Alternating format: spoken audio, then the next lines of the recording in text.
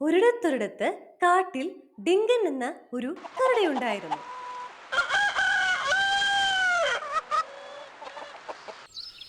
ഹോ, അപ്പോഴേക്കും നേരം വെളുത്തല്ലോ. ശരി, ഒരു കാപ്പി കുടിച്ചേക്കാം.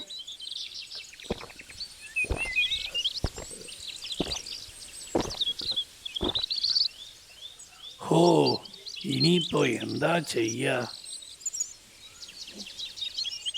അങ്ങനെ ബോറടിച്ച് ഡിങ്കൻ ഇങ്ങോട്ടും അങ്ങോട്ടും നടക്കുന്നു. അപ്പോൾ അതാ കാണുന്നു ഡിങ്കന്റെ ഉറ്റ സുഹൃത്തായ സാറ എന്ന വരിയൻ കുതിരയെ. Good morning Sara. Good morning Dinkan. രാവിലെ എന്താ പരിപാടി? ഹോ, പ്രത്യേകിച്ച് പരിപാടി ഒന്നുമില്ല. പോരെ, ഇങ്ങോട്ട് വാ. അങ്ങനെ സാറ ഡിങ്കന്റെ അടുത്തേക്ക് ചെല്ലുന്നു. ഞാൻ ആ പുഴയരികിൽ പോയി 2 മീനിനെ തിന്നട്ടെ. രാവിലെ തൊട്ട് നല്ല വിശപ്പ്. നീയും കൂടെ വാ, നല്ല മീൻ കിട്ടും ഇവിടെ. ഇല്ല, ഞങ്ങൾ മാംസവും മത്സ്യവും ഒന്നും കഴിക്കാറില്ല. ഞങ്ങൾ സസ്യഭുക്കുകളാ. എന്ന് വെച്ചാൽ ഞങ്ങൾ പുല്ലുകളും ഇലകളും ചെടികളും മാത്രമേ ഭക്ഷിക്കാറുള്ളൂ.